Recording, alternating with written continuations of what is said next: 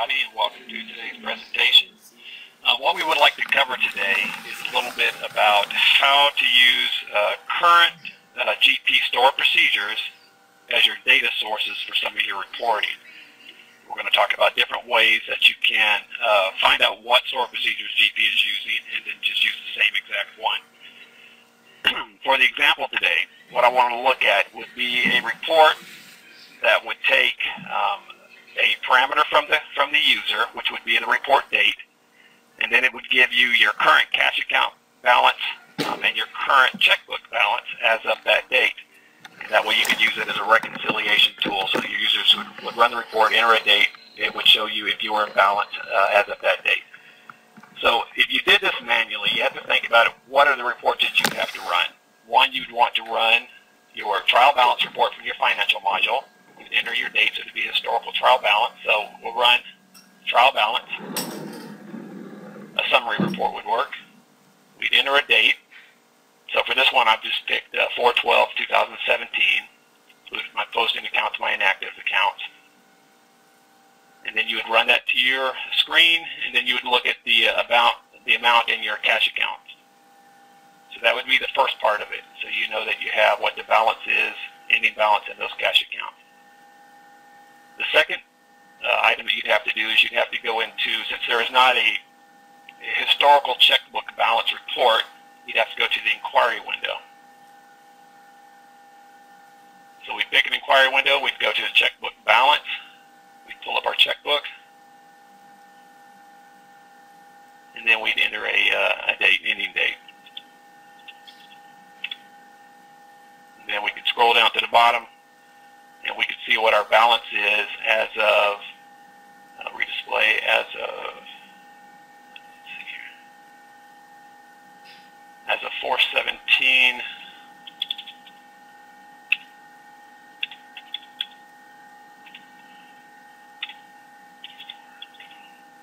Here we go.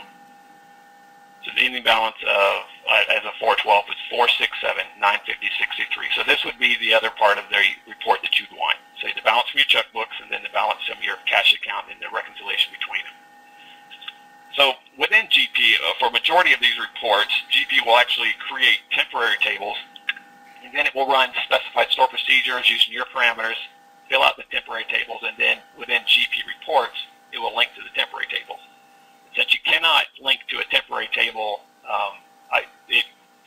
from outside of GP, what you have to do is create your own temporary tables. So what we're going to do to identify how it's doing this is we're going to use SQL Server Profiler.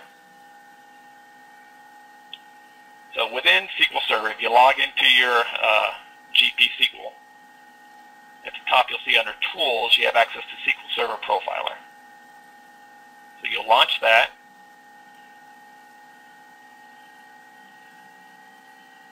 And when it comes up, you're going to have an event selection. What we want to do to identify everything that GP uses is we'll turn off everything except for your store procedures, the RPC completed, and then one of these, you don't need both. One is where it starts the batch, and the second one is where it's finishing. So we'll start with it. We'll go with the finished batch. So we'll have RPC completed and SQL batch completed. We'll go ahead. We want to select all the text data. This is the actual command that addition to SQL. So with those two rows selected, we'll go ahead and we're going to show all columns, and we'll select at the right end the database name. So if you're in a multiple instance where there's multiple companies, you can filter by the database name as well. So with the RPC completed checked, SQL batch completed checked, I'll go ahead and add one filter. And my filter is just going to be my user ID so that I do not get all of the information from other users. So the login name, like I'm logged in as SA, so like SA. So this way, if you're running Profiler and people are currently in the system, you're not going to see all the other commands that's being ran while you're in there. So it would make it impossible unless you could filter just for what you're doing. So once you have your column selected, you have your filter in there of your login name, you click on Run. So anything I do in GP now is going to start generating commands here. Let me show you that. We'll push this to the side. And I'll open a GP window. So I'll just hit redisplay on this checkbook. And so you can see these are the commands that just ran when I hit redisplay on the checkbook. So what we want to do, first off, we're going to start with the financial trial balance. So let's close this. Let's push this to the side.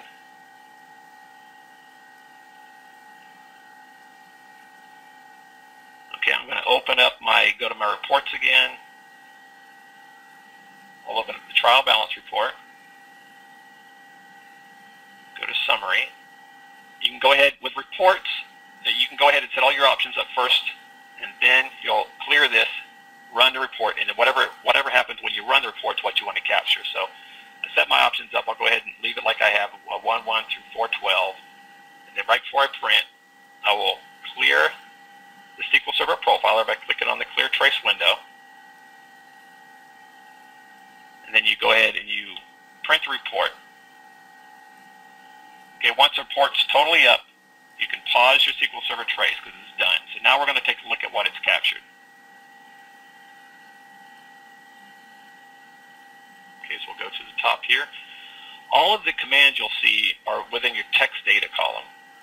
And so you'll see numerous ones where these select statements, execute, twos.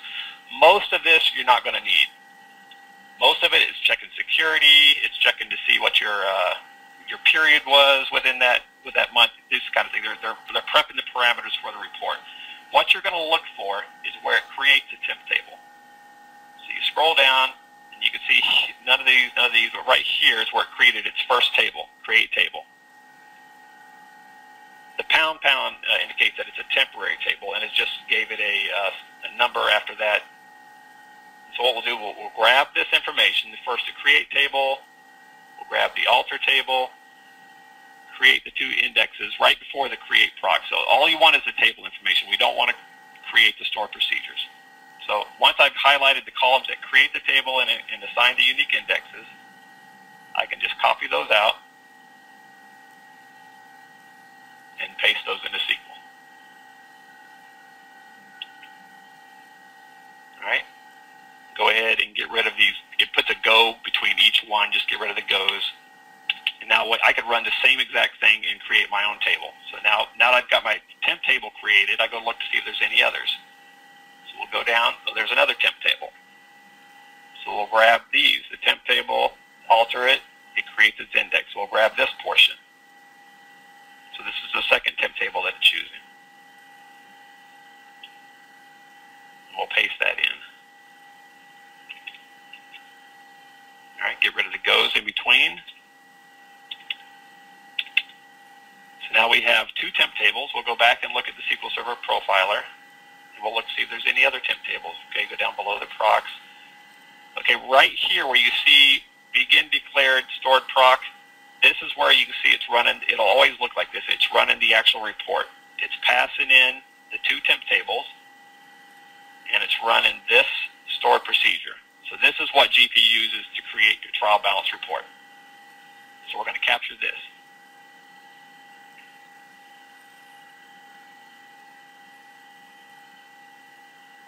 We'll paste that in.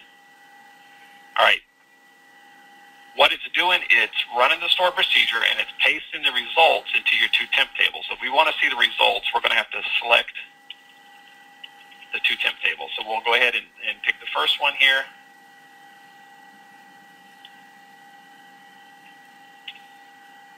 And then we'll select the second one.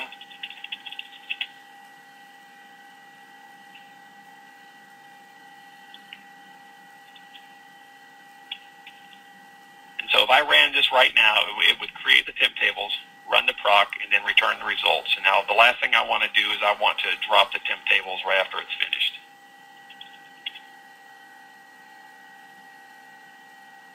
And then we'll run this and I'll show you what it looks like.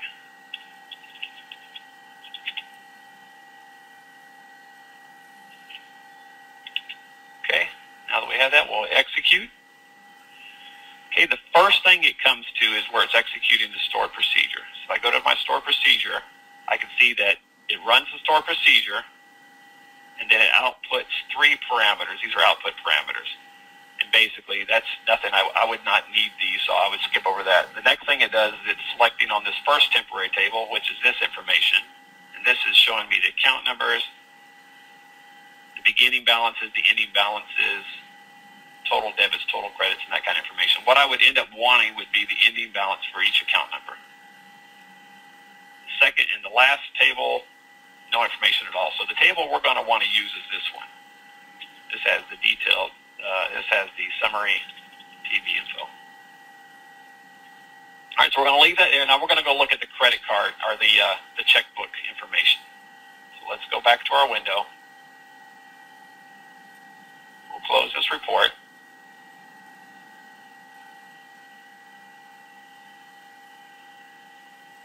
Now for the checkbook, it was an inquiry window. Unlike a report, the inquiry window starts creating its temp tables as soon as you open the window. So we're going to want to clear our trace, start it back up, and then right when we click on the checkbook balance, it'll create its temp tables. So create on checkbook balance, it's created its temp tables. Now we'll select the checkbook, and now it's grabbed its information. So let's go ahead and now we'll select the date range. So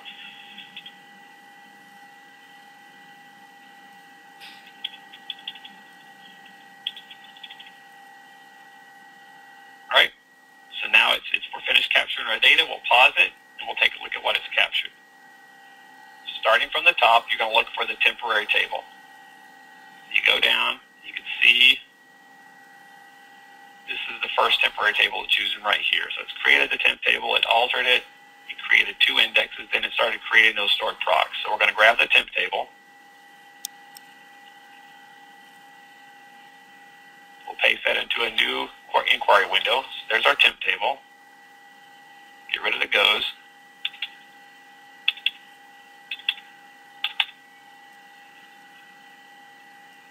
Okay, we'll go back. We'll see if it creates any of their temp tables. So there's creates all stored procs.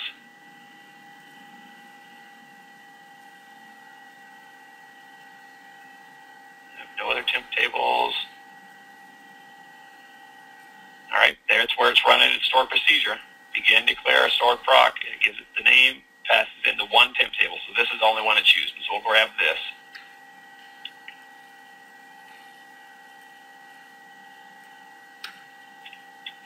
Paste that in there. Okay, then we're going to go ahead and tell it to select on the temp table so we can see what's in there.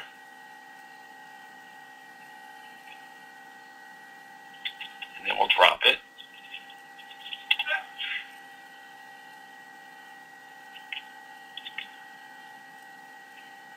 All right, let's go ahead and run that one. Before we run it, since the inquiry window when it's open is linked to the temp table, let's go ahead and close that inquiry window. Now that closes its version of the temp table, then we'll run it ourselves here. Okay, so the first ones are the outputs from the parameters, the output parameters, and then the second one is the table itself. So in the output, I can see where it's grabbed the second parameter here, parameter 5.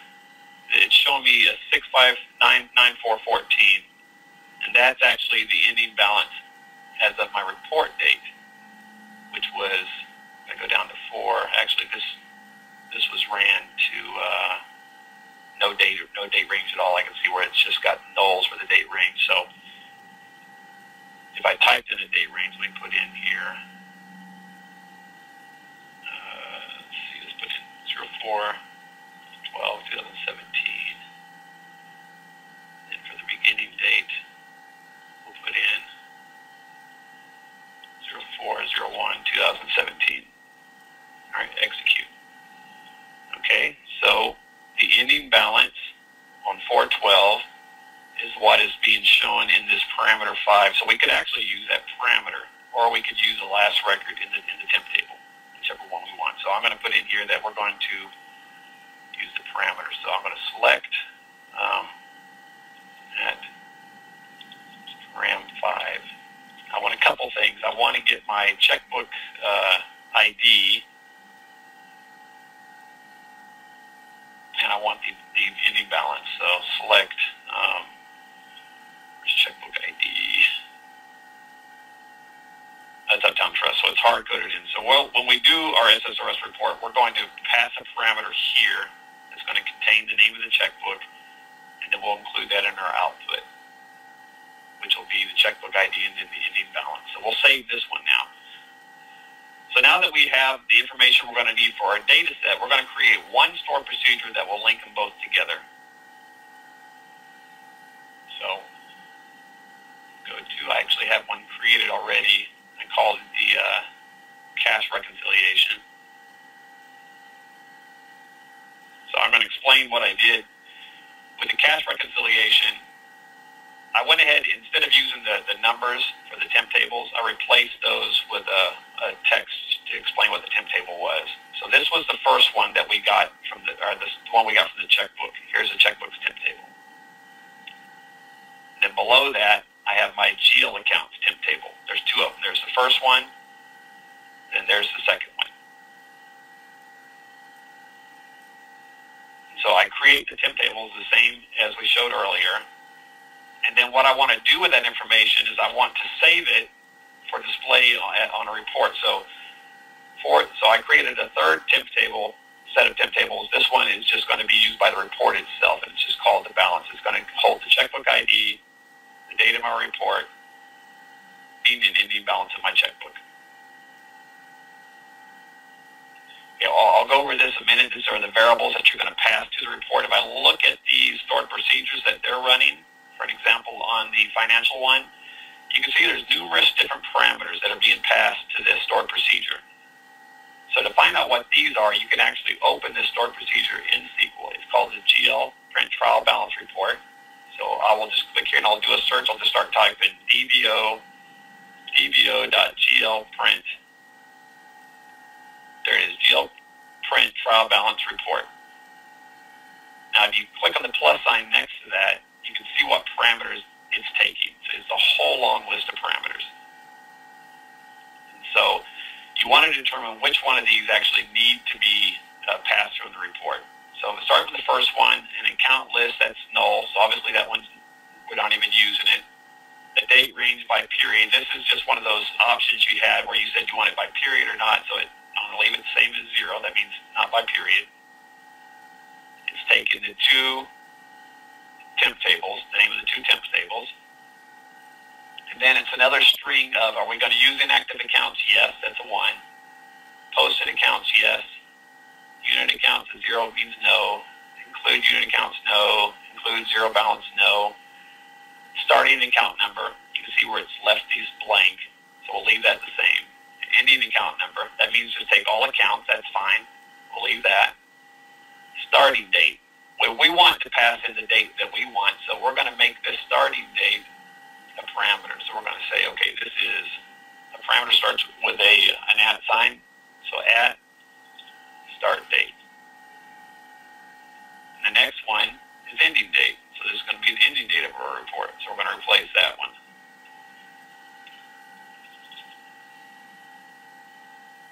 All right, starting period. So this is a period based off of whatever. So if you're using physical calendar and you enter, February 2017, that might be period 9. So you're going to want to know what this period is. So we're going to put it here. Start period. And then the next one, end period. All right.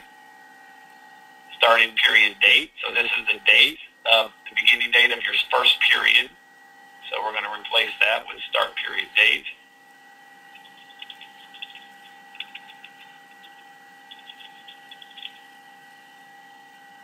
Okay, this is another one of those options from the report. You want to keep it summary. One must be summary. The year of the report. So we're going to replace this one with year. Let's see, year. And the next one is the first day of year.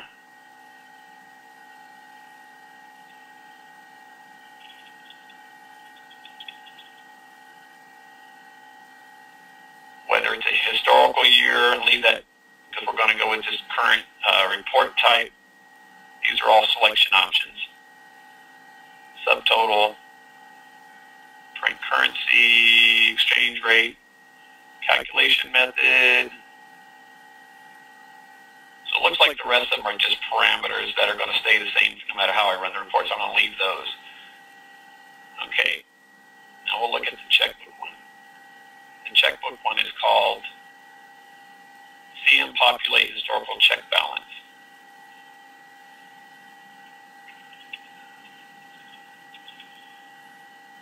CM Populate Historical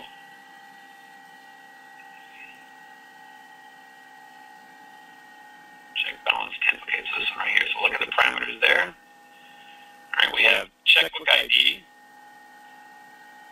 And since we're going to do this for all checkbooks, we're going to go ahead and select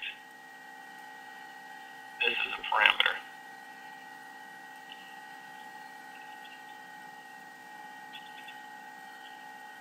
The start date.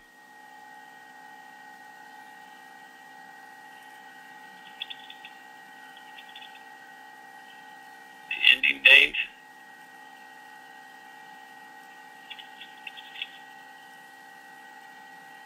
And the temp table.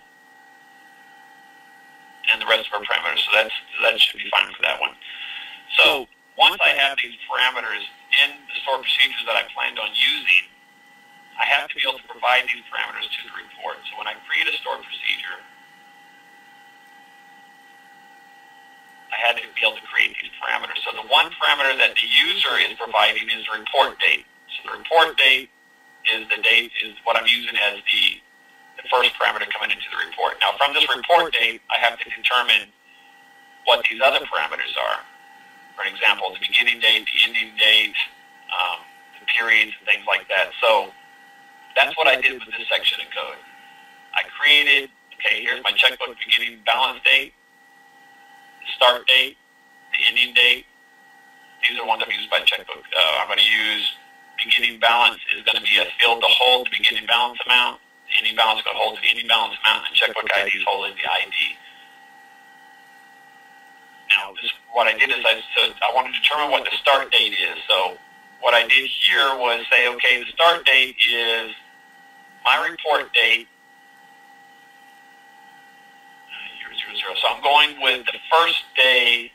The start date is the first day of the year for my report date. You have to, if you Google date add for T-SQL, you'll see how to use these different date functions. But so this is going to provide me with 1/1/2017 if I enter anything in 2017.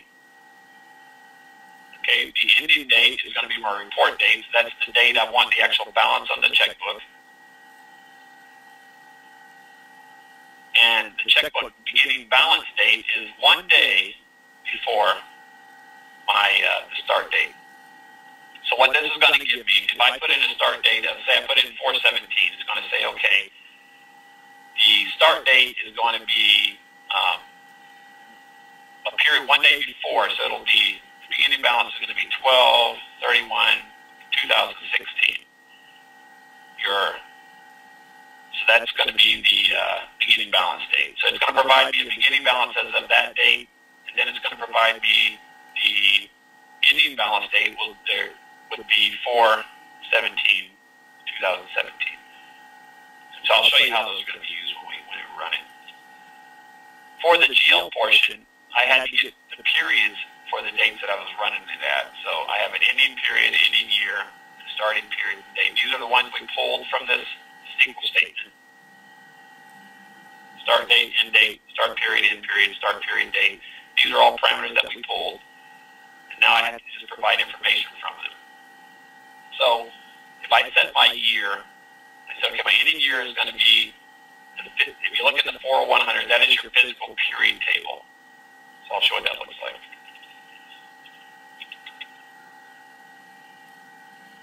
So this takes whatever date the user typed in and gives me the physical period for it. So if my period date is less than, this is the period date, I want a period date less than report date and greater than the ending date. That's going to, and I want the year from that. So it's going to say, what is the actual physical year for the report date that I just entered? That's what we'll find at. It looks in that table. That sets my ending year. I set my rest of my parameters the same exact way. I said I want to know what period it is, so which period in the 40100 is in the date range for my report. basically what I did for all of these is I went with the beginning of the year through whatever the report date was. So I set my parameters. Now I come down and I set a couple of parameters for the actual report names. One of them is called the populate checkbook. The other one is called the GL trial balance. These are the output parameters used. So I copied those out of here, the output parameters.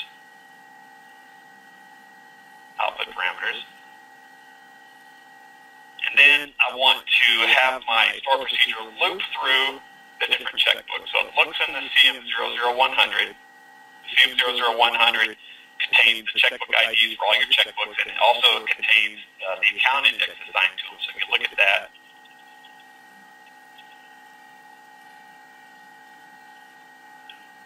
you'll see the checkbook ID, whether it's active or not. There should be an assigned account. Where's the account index? Oh, okay, account index. This is the actual GL account index assigned to each checkbook. So that's what I'm getting from the CM00100. So first thing I'm going to do is tell it to select the checkbook ID from the 00100. I created a cursor, which is a loop. Then, since I only need to execute the GL trial balance one time, I go ahead and I execute that using those parameters that I had from above. Report date, starting period, ending period, start date, just like we showed you above. Then I start my cursor, which begins the loop. It says, okay, start with the first checkbook, execute. I get two balances from it. I said, okay, execute the checkbook stored procedure. And remember that second parameter was the one we wanted. This is the temp table. This is the second parameter, beginning balance. So I run the checkbook, and I said, okay, what is my balance as of 1/1/2017, beginning of the year? And I said, okay, what is it as of the report date? And I captured both of those into that balance temp table I created. So I captured the checkbook ID, the date, beginning and ending balance for each checkbook. Then it loops. It says, okay, get the next checkbook, do the same thing. So what I end up having is the checkbook ID, the report date, beginning and ending balances.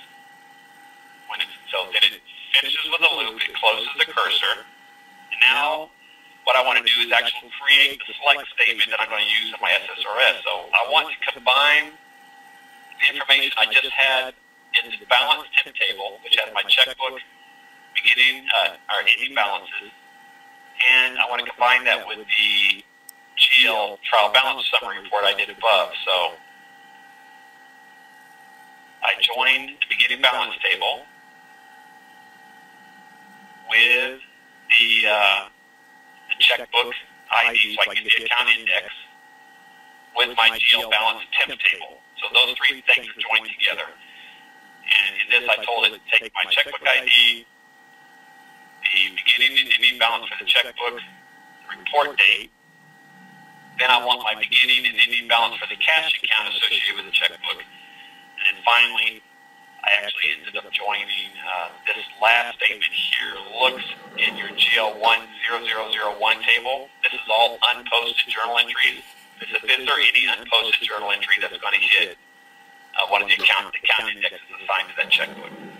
So when I end up, I'm going to end up having checkbook ID, beginning and ending checkbook balance, the report date, beginning and ending cash account balance, and if there's any unposted GL that's going to go to that cash account.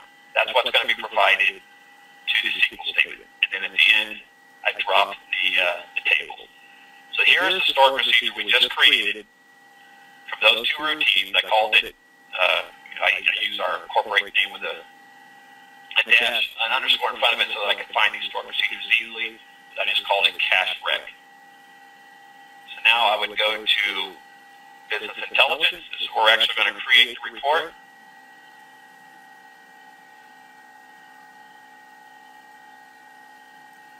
Alright, I'd open up the reporting solution I have. I'll go ahead and hit add a new report. Actually add a new item, report, and we'll call this one cash rec.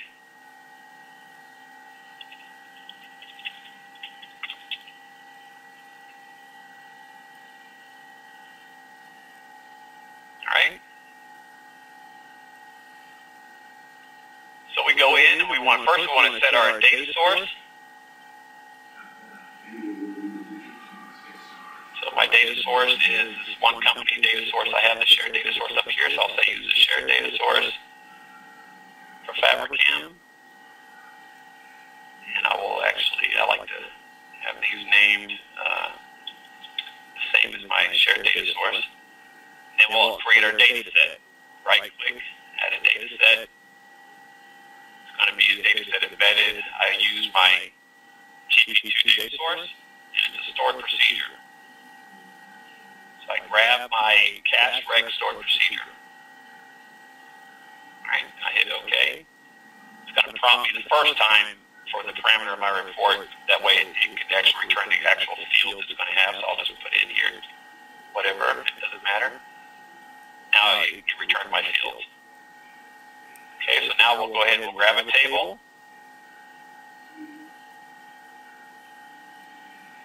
And then we will start inserting our rows. So I like to have, within my first table, I like to have a couple rows at the top where I can put in the name of the stored report and its parameters that it's returning. So the first one I want is going to be the checkbook ID. And then I want to see the checkbook balance, ending checkbook balance. And then I want to see the cash account balance. And to the right of that, I want to see any unposted cash to the GL. And then to the right of that, I'll show the difference. So there's a difference. And the difference is going to be, go to an expression. My field is going to be my ending checkbook balance minus the ending cash balance plus any unposted GL balance. Okay, so I have checkbook ID. I'll call this my, let's make this a little friendly here. We'll call this checkbook balance.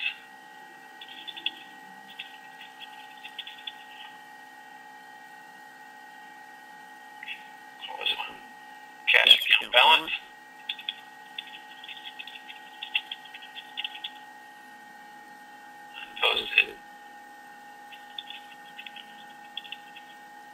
Unposted cash account balance, and then the difference.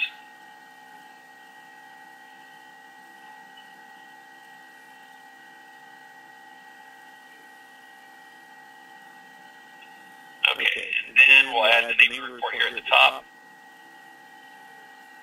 Call it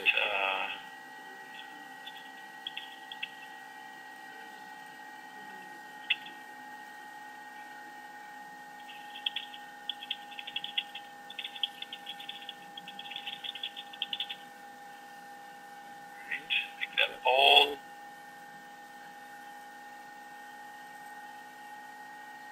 And this will be the parameter, so this will show the report date that it's being run for.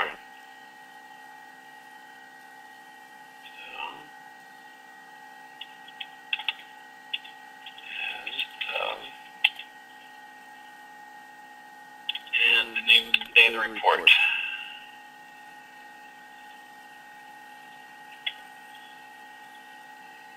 Okay, and I want to take this one, we'll make that bold. I'll background color it.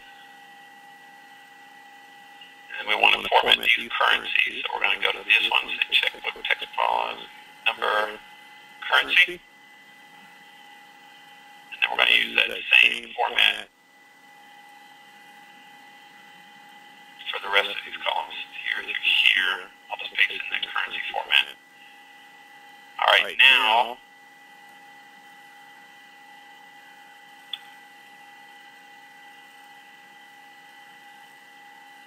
okay, we'll enter report date. Now it's not prompting me in the date field, so I need to take my report date parameter,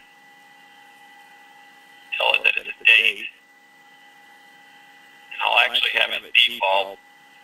If this wasn't Fabricam, I'd probably have it default to the current date, but since Fabricam in 2017, I'll just specify a default value. I'll say it's default is 4/12/2017. Now it runs. So there's your version of the report. So it captured each checkbook. It gave me my checkbook balance, my cash account balance if there's any unposted, and then there's a difference. Now within Fabricam, none of these subledgers reconcile to your actual GL account, so don't worry about the differences. So with this kind of approach, you could create a report, and I'll show you one version we did here that does all your subledgers at once. So with this one, I just did the same exact thing. I captured my GL summary balance one time, and then I went through the profiler and identified what store procedure was being run for my historical receivables, historical payables, historical inventory, and I did the same exact thing where we could compare them all together. So if you run this,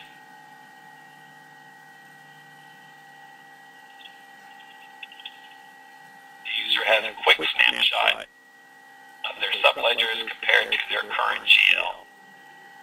They can just run this once a day or so and make sure that they're maintaining in balance. Okay. So just as a summary, within Profiler, a lot of the reports and inquiry windows within GP will create a temp table. Sometimes multiple temp tables, and then they'll run a stored procedure to populate those temp tables. So when you run a profiler, you're going to look first for the temp table being created. Then you're going to go down and you're going to look for the procedure that's being called that populates the temp table. So they'll always begin with the begin declared and the stored procedure name, and you'll see the temp table within it. So once you know what store procedure is being called, you can look that up within SQL to see what these parameters actually are. And you can find a way within your own statement, your own store procedure to populate these parameters dynamically, like we did with ours. And so this way you can use the same, instead of having to recreate the logic to create an H trial balance or historical H trial balance, you could use GPU's own business logic to provide that for you. All right, so at this time, I would like to open it up for any questions. Kim, if there has been any questions, I realize this is a lot more technical than most of the ones I've seen on GPUG, but I wanted to go into some depth here and give people an opportunity to see how to provide this kind of information to their users.